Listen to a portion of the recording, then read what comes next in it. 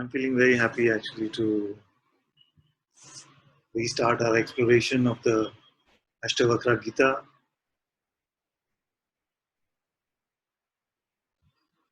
I mentioned to Guruji also the other day, and just now I got a message some time ago saying that he's also very happy that we are doing the Ashtavakra Gita like this, and he felt like one day he would also like to do something like this.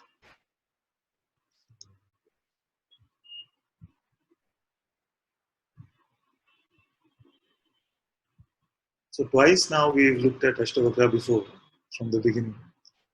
So this time I wanted to do something a little different, which would make it more of a experiential workshop rather than just me in a monologue commenting about Ashtavakra, and many of you maybe, I don't know how much, depending on the attention span, you'll be able to listen.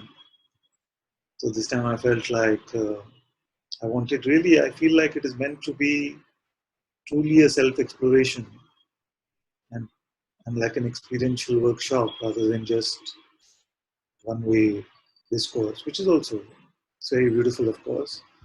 We had a beautiful time the last two times. What happens here is that every time I hear the words of a sage, especially a sage like Ashtavakra, then every sentence is used as a contemplation. Every sentence is used as this inner looking, this inner checking, this inner insight. And I hope to do it like this time, that as we go through these sentences, I can prod you, I can provoke you into also going through some of this checking. Many times the words of the sage can seem very simple and plain and feel like, okay, what's there to explore in this? Because as we go through together, you might realize that new facets are revealing itself, new ways to inquire into the true self are revealing themselves.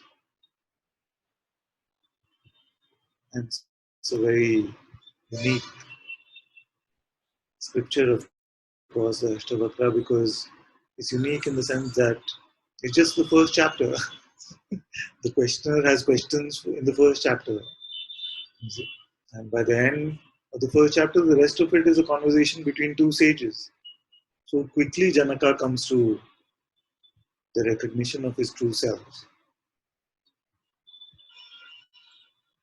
And then you can also see the master, this great sage Ashtavakra, also doing what the masters do, like our great master does, which is to question, which is to not buy into the proclamation so easily, keep inquiring into, to make sure that all these conditions, all the ideas that we have about ourselves, are they truly dropped? Are we truly empty of them? It's a beautiful, beautiful exploration. So what I would suggest is we can take a couple of minutes for those of you at home. Those in Bangalore, I already told them to do this, which is to get a small notebook and come, something to write. If you don't have, you can use your phone for today if you like.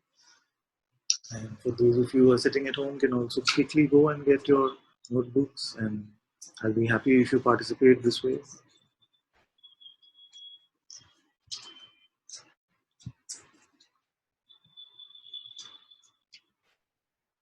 Even if your mind is resisting big time, saying, what is this? I don't want to. We're too old for homework.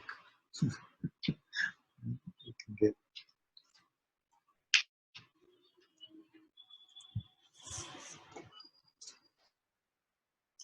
Can I use this? Maria's copy. I was going to actually open it on the computer, but maybe this is easier.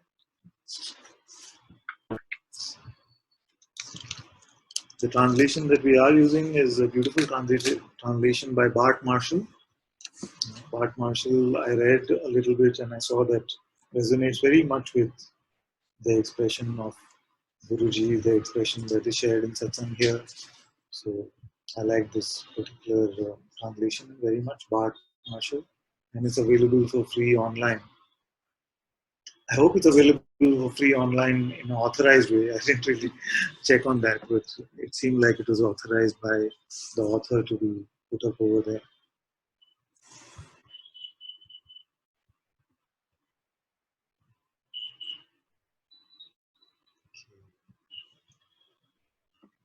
So as we jump in, let's invoke the presence, the Master.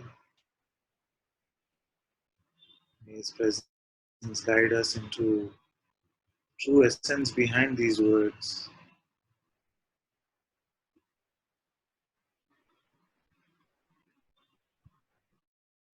Father, bless me that this body can be a useful instrument as we explore this beautiful scripture. As always, may your words be spoken through this mouth.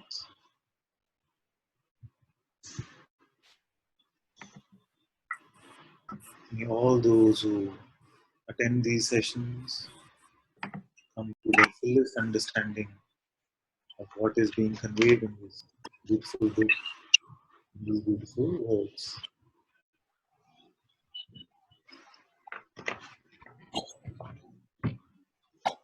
We start with chapter 1. The chapter 1 is titled Instruction on Self-Realization.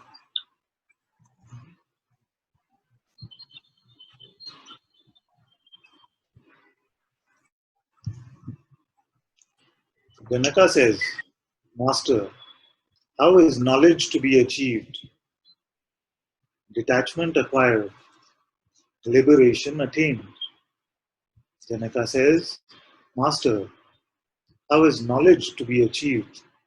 Detachment acquired, liberation attained. And this questioner is a king. He obviously knows a lot, isn't it? He knows a lot. And yet, why does he ask this question? How is knowledge to be achieved? I'm sure every scripture, everything that is meant to be known in the worldly way is already known to him. And the translator here has also done a service to us and capitalized this K. He's capitalized this K. That how is knowledge with a capital K to be achieved? So it is obviously implying a form of true knowledge, a form of knowledge which is unlike the usual knowledge that we are used to.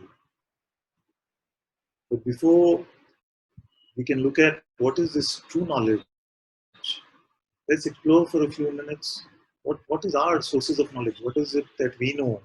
And where does that knowing come from? Because presumably all of us are also looking for this true knowledge. So what is it that makes this knowledge true versus that which we've known so far in our day-to-day life? How do we know things?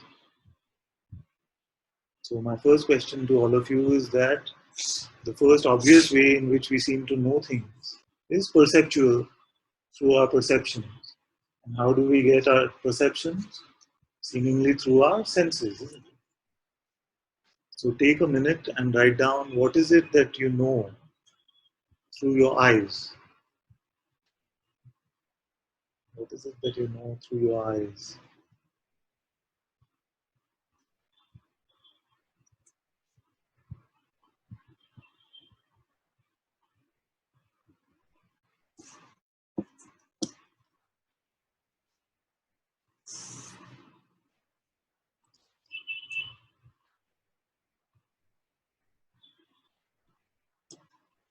What is it that you know through your ears? All the senses one by one. Ears, nose, touch, taste.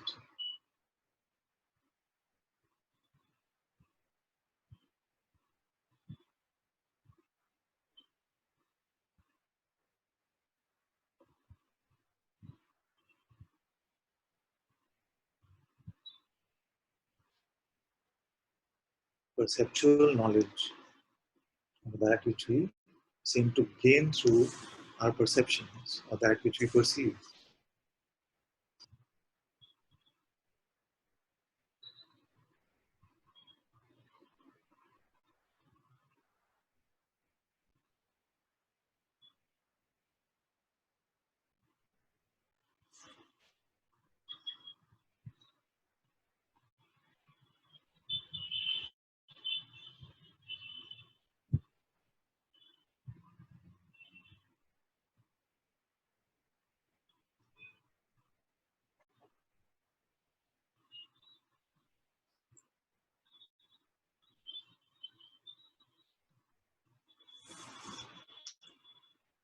Now, when we look at this perceptual knowledge, it can seem like it is very straightforward and obvious. And yet, even this perceptual knowledge fails at times. How many of us are perceiving that this world, this earth that presumably we are sitting on right now, is moving at a rapid rate? It's moving at a rapid rate around the sun and around its own axis, revolving and rotating both. But is this our perception? Are we seeing this through our eyes or hearing this through our ears? Is there any perception of this? And yet we know this. So there's another type of knowledge which is beyond perceptual knowledge. Which type of knowledge is this? It is conceptual. So we have a concept about what is happening without it necessarily being our direct experience through our perceptions. So what other type of concepts do we know that we don't have a direct experience of? Can you contemplate a little bit and write down a couple of them where it's just conceptual. You got the knowledge because you heard it from a credible source or heard it repeated over and over.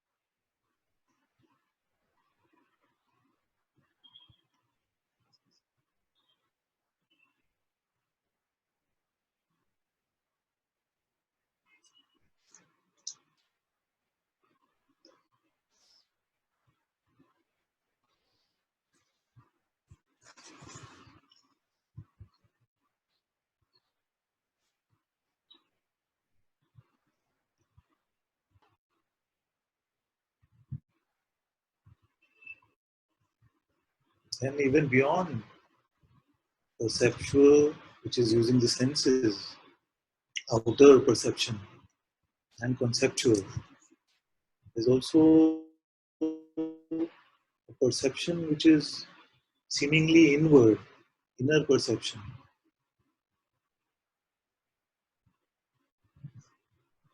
imagination, memory, emotion, other sensation, pain and pleasure. There is a knowing of these,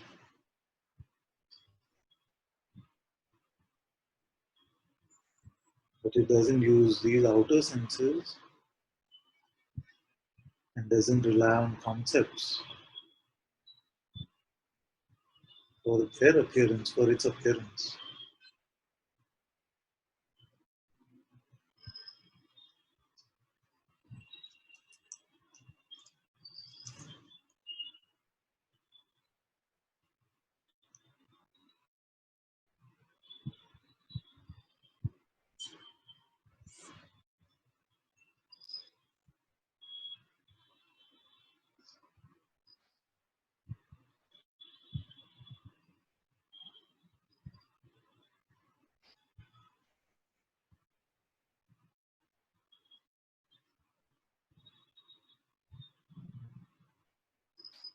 So we looked at perceptual knowledge, we looked at conceptual knowledge, we looked at emotional or sensational inner perception. and this is available to everyone. Janaka said, how is knowledge to be achieved? It means there must be a knowledge which is beyond all these, which is prior to all of these. So what are the parameters of this kind of knowledge? Parameters is that it must be directly experienced, direct insight, but also it must be unchanging. The truth is unchanging, the true knowledge is unchanging.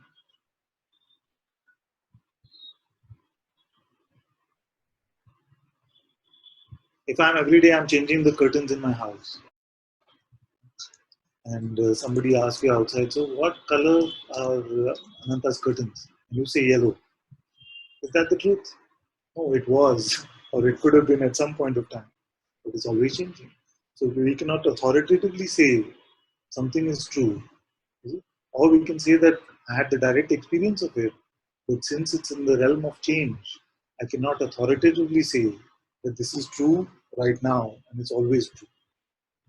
So when we're looking at true knowledge, it must pass the parameters of both our direct insight as well as it being unchanging. So, what is it that you know that is both your direct insight and is unchanging?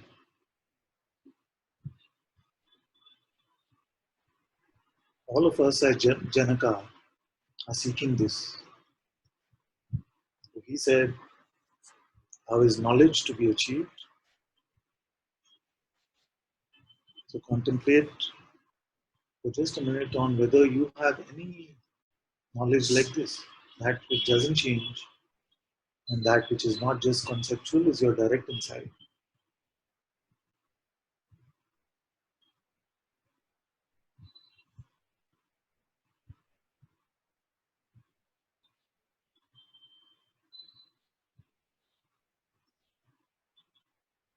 If you see something like this, then make note of it, and I'll come back to this question and ask you what if anything you did right.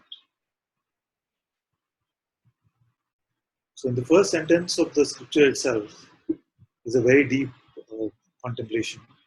It sounds like a very straightforward question: how is knowledge to be achieved? And also, it says, knowledge to be achieved, detachment acquired. Detachment means to not be attached to anything in this realm of appearances. So, to understand detachment, you must first understand what attachment is.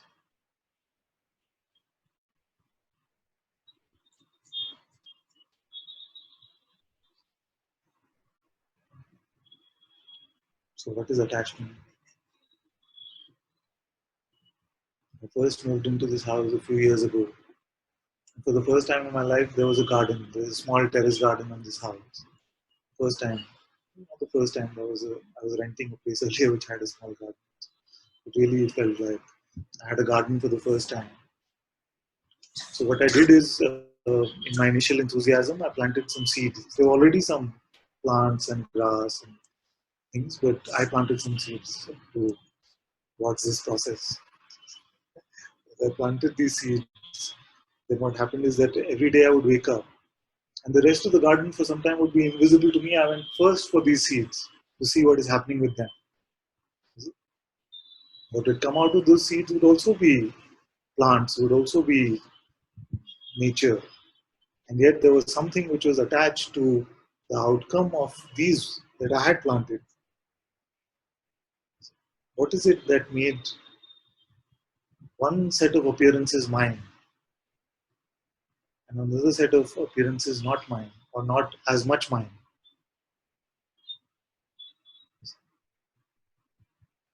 So when this play of me is there, one of the strongest legs of this me, one of the strongest support systems of this me is the idea of mind. Now, this idea of mind It's very troublesome because what did we just discover about this world of appearances? It's constantly changing.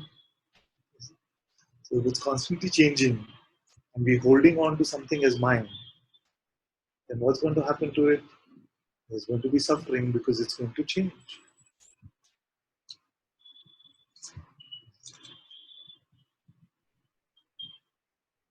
So this is in this way when we already seem to have something and we call that mine, that becomes an attachment. This should not be taken away from me.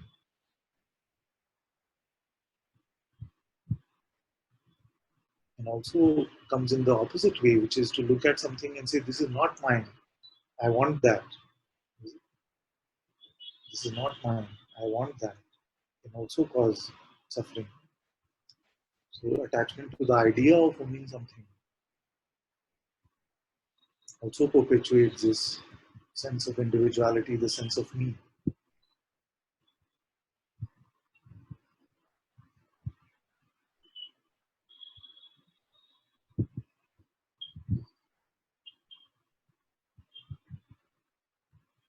So we looked at desire, but the opposite of this desire, which is aversion, is also a form of attachment, in which we say, I don't want this to be mine. Come what may. It could be pain, it could be relationship, it could be anything.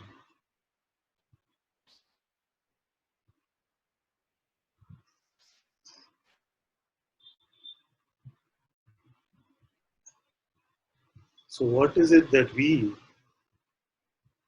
attach our identity to, we attach ourselves to in a specific way?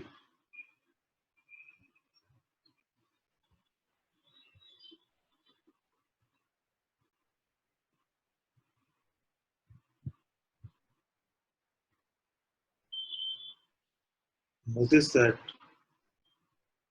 as this realm is a changeful realm, as everything here is constantly changing, notice how the idea that something is mine has the potential to cause so much suffering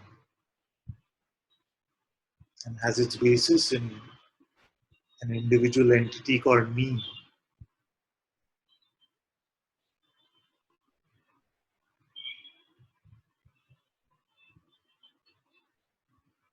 How identity relies on all of these conditions.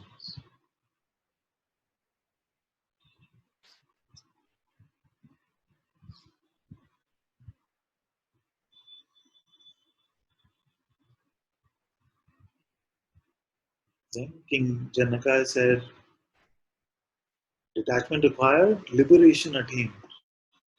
So as we go through the first two parts of his question, which is true knowledge of the self, that which is unchanging, and the dropping of these conditions of attachments, then the end of seeming separation, the end of duality, is an obvious byproduct. When we recognize who we are and we don't apply false conditions onto ourselves.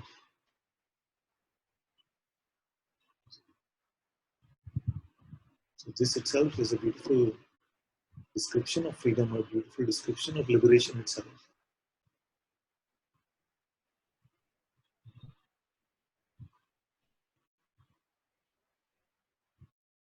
Then the sage speaks. Ashtavakra said, to be free, shun the experiences of the senses like poison. They were a bit strong in those days. To be free, shun the experiences of the senses like poison. We don't have to go that far if we don't want to. But at least what we saw already is that there is something beyond our sensory experience. So if for some time, at least during the time in which we are in Satsang, we are in the reading of this scripture, we keep these experiences on one side and see what else is there.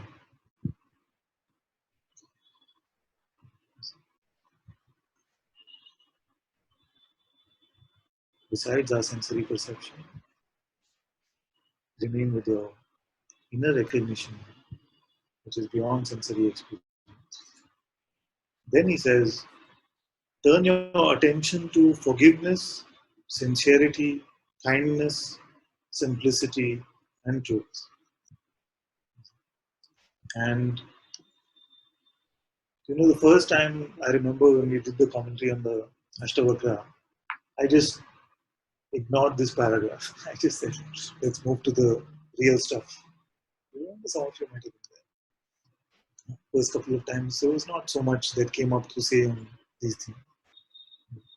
But I feel today that it's a very beautiful paragraph because in each of these statements, in each of these pointings, we create space for the recognition of the self. Let's explore for a minute how that could happen. He says, turn your attention to forgiveness. What is the meaning of forgiveness? What is the opposite of forgiveness? It is to hold a grievance. Hold a grievance. And holding a grievance, what is the idea that is getting perpetuated? The idea is that there is a me again, there is another, and therefore I am right. I am right in holding a grievance against this one. So it is a virtuous circle where the recognition of the self brings us to the dropping of grievances, and it is the dropping of grievances that creates more space for the recognition of the self. And then it operates like this. So satsang is like coming into this recognition, and you will find that many times you will come into satsang with a lot of, you might have just had a fight with someone or an argument with somebody on the phone or something like this, and it might seem like it's such an important thing. And by the time you come to the end of satsang, you might feel it's not such a big thing. I don't. It's okay. Maybe he was having a bad day, and she was having a bad day. Something automatically changed. So that grievances got dropped away because you came into the presence of satsang. You came into the presence of your own recognition of the self. This grievance was dropped. He says, turn your attention to forgiveness, sincerity. Sincerity means not to be in a false denial, not to be in this lack of integrity. Many of us, in any way, are in denial about something or the other. That's why Maharaj used to keep stressing on this point. So keep saying, if you have integrity, everything will work out. If you have integrity. And this I could never really understand when he used to say, when I used to read when I used to read I am that. Now it becomes more and more clear that it's all about this. Are we reporting from direct insight? Or are we reporting from something which is just conceptual, just interpreted, just an inference?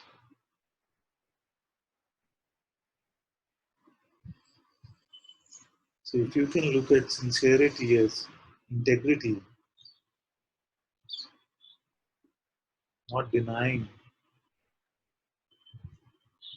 So when a question is asked to you, what is it that you find when you look within? You're not reporting from an inference of what you have found. Your words are as aligned to the experience as possible.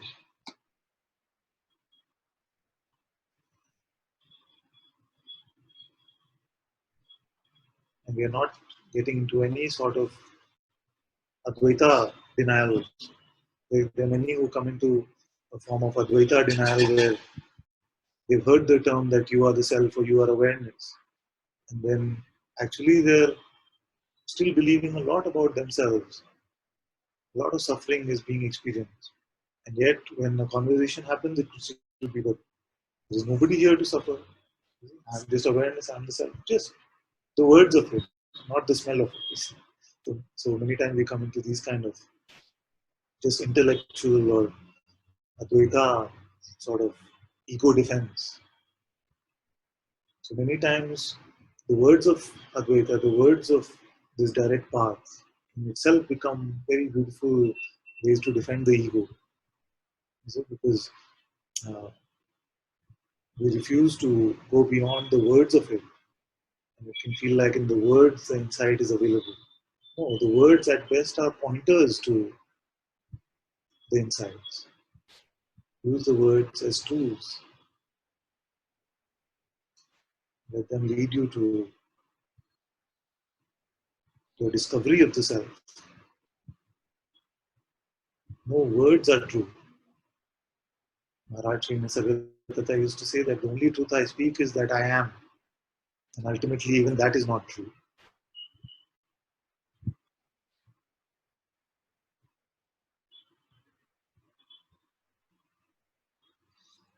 Forgiveness, sincerity, kindness. Kindness. Often I've said that when true spirituality meets the world, one of the byproducts is kindness.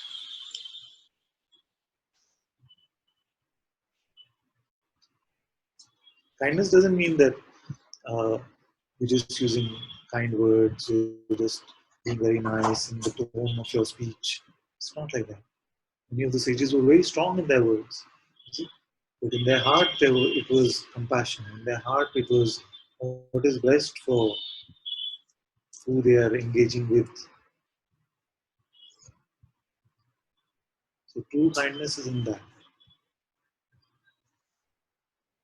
True master is always a servant to the longing, to your longing for the truth. So whether the words are seemingly kind or strong, there is only kindness in his heart, her heart, to lead you to this, the same discovery that they have had.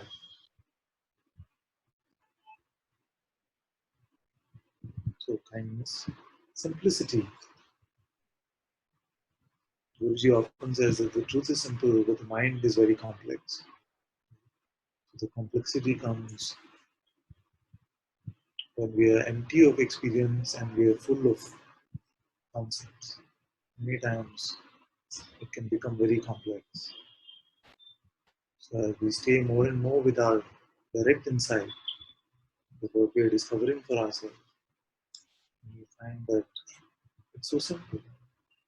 I know that I exist. What is this knowing? How do I know that I exist? It's very straightforward and simple, isn't it? Who doesn't know of their existence? They might not have the concept for it, which is not required. They might not have the best words to articulate, but everyone is always the self. This self that knows I am. And even these words, if you give it to the mind, what happens? It makes complex spiritual ideas out of them. So more and more we move towards simplicity. And then at the end he says, truth. Turn your attention to forgiveness, sincerity, kindness, simplicity, and truth. So truth is this truth. The truth which is seen, which is experienced, which is witnessed, and the truth which is without change. The definition of an appearance is that it is changing. So how is it that we can come to this truth? Through the aid of these scriptures and through our self-inquiry and being in satsang. So Ashtavakra in this paragraph has given some very practical advice on how to create more space for this recognition. And because Ashtavakra is a very, very direct teacher, he doesn't spend too much time on this. He goes straight to the root of it. In the next verse, He says clearly, you are not earth, water, fire or air. You are not earth, water, fire or air, nor are you empty space. This is very important. In India, these are referred to as the five elements. So you are not earth, water, fire or air, nor are you empty space. So if we looked at the content which was brought to us through our senses, we find that everything that is perceived is made up of these elements. And when we hear we are not this, we feel like we are some kind of space. And we use the word space also in Satsang. That's why I keep saying that it's not a spacious space. It is not space in the term of length, breadth, and height. That's why quickly the sage says, after saying, you're not earth, water, fire, or air, nor are you empty space. So the mind's trick of presenting this picture to us, which is this blank space, and this is the self. Is who witnesses even that? That is the question. Does that have a length? Does it have a size? Can it be perceived as big or small, as having a shape? So Ashtavakra says, you are not earth, water, fire, or air, nor are you empty space. So then, my question to you is, if you are not earth, water, fire, or air, and you are not even space, then what must you be? What is it that you are, which is beyond these things? And you have to speak from your direct insight. And before I close today, I'll come and ask you for your answers. What is it that you are that is not none of these elements, not even the space in which these seeming elements are playing, which is the fifth element?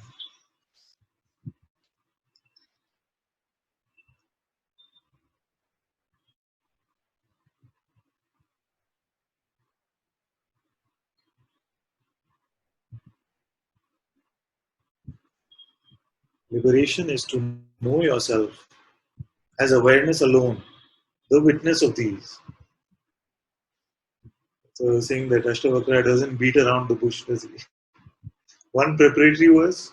This is many scriptures spend many chapters on describing the qualities and how to be a good seeker, all of these things. No. For Ashtavakra, one verse is enough. He said all that he had to about the preparatory phase, what are the qualities to inculcate. Straight he goes to this. You're none of this perceptual world, you're not even the space in which they seem to appear. You are the awareness alone, which is the witness of these. He's given the answer and also the clue to find the answer. Because otherwise, the words you are awareness alone can seem like they're just words. So now, for 2 minutes, check on that which witnesses every phenomenon.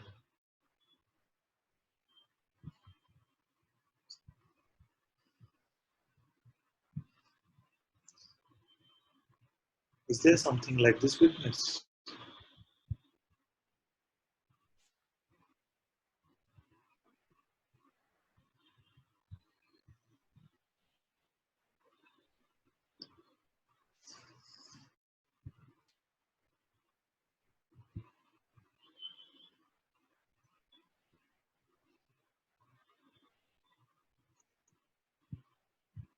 Don't resist any phenomena if it is coming up. Use all phenomena to check what witnesses this. Is that also phenomenal? Is that also changing? Is that made up of five elements or space?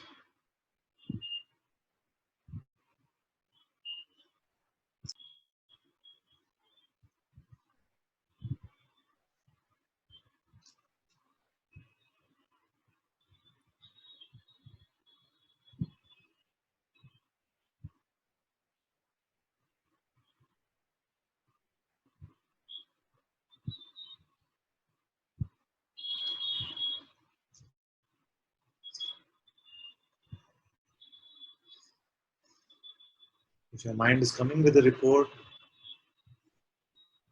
check on who witnesses that. What is the witness made up of?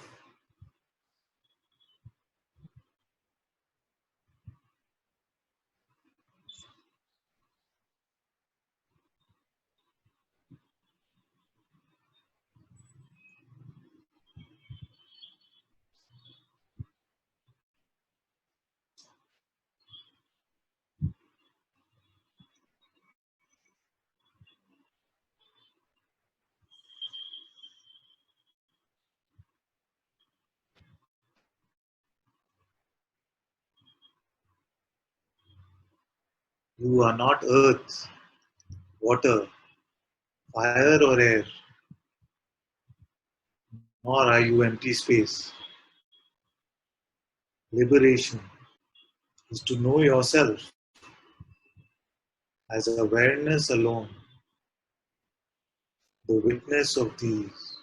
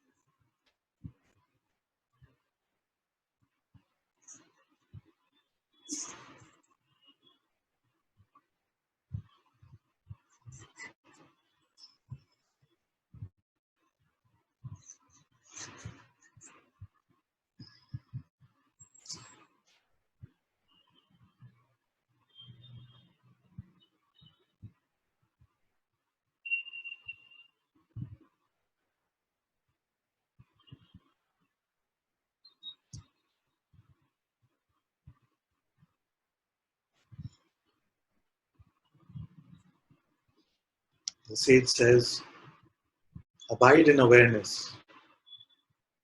Abide in awareness with no illusion of person.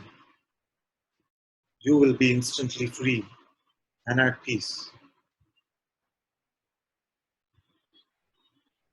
Abide in awareness with no illusion of person. See, it's so beautiful that the how to, because when the pointing is heard, abide in awareness, then the question can immediately come, but how do I abide in awareness? So he says, with no illusion of person. See, there's just one statement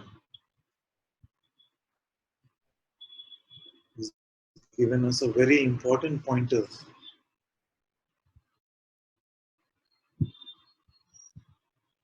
It is only the false that must not be picked up to abide in the truth. It is not that you have to go towards the truth and stay there. You are the truth. You are always there. To abide only means that the false identity, the illusion of person is not picked up.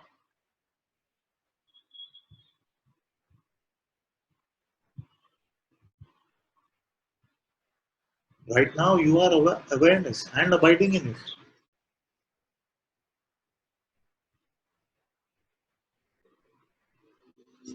But you have in your dynamic player's consciousness the power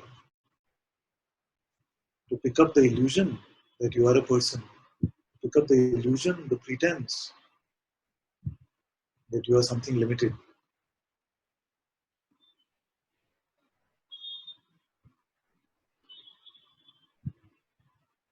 With no illusion of person, you will be instantly free and at peace.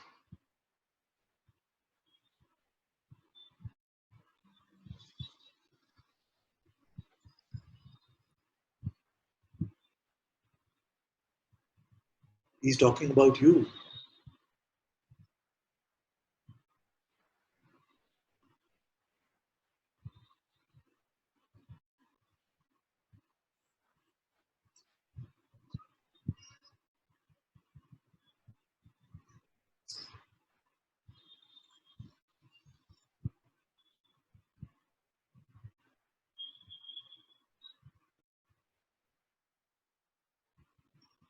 One of my favorite things to do is to, when somebody's confused about abiding in awareness, my favorite things to do is to ask you to leave it.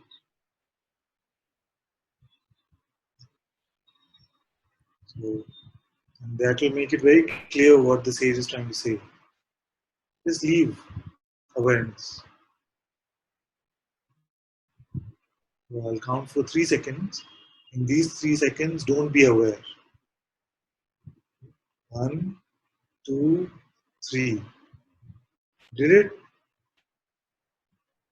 Became unaware for an instant? Even to say I was unaware would mean that there is awareness of a particular state which you might be calling unawareness. It is impossible for you not to be the self.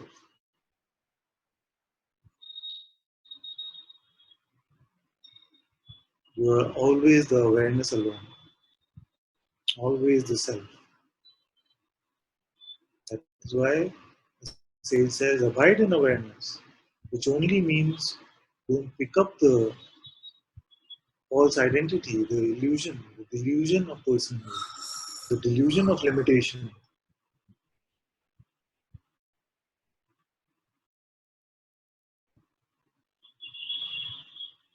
which is false knowledge, which is not the truth about you, which is the source of all attachments. This idea of me.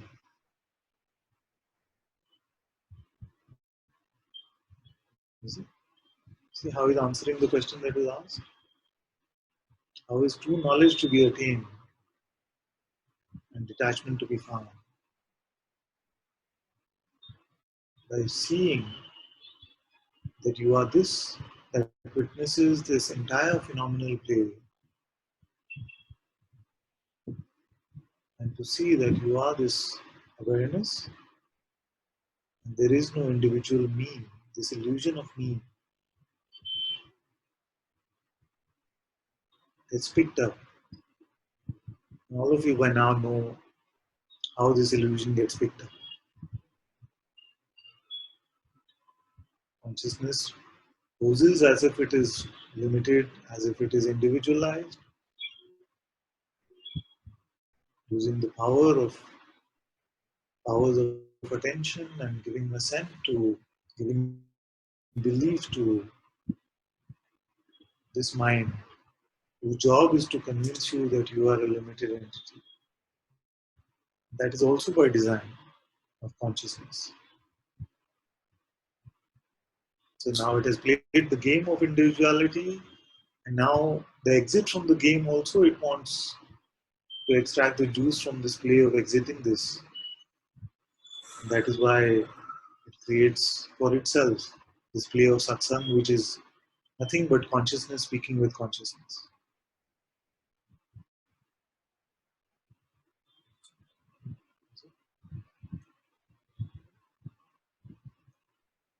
So the exercise is try not to abide in awareness.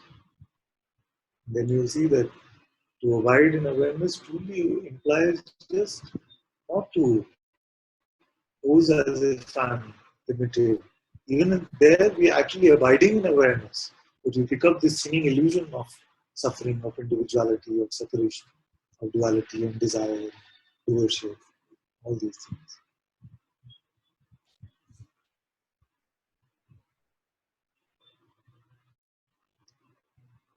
Okay, good enough for the reading for today. We just covered 5 verses, but I feel they're very, very strong, very powerful verses.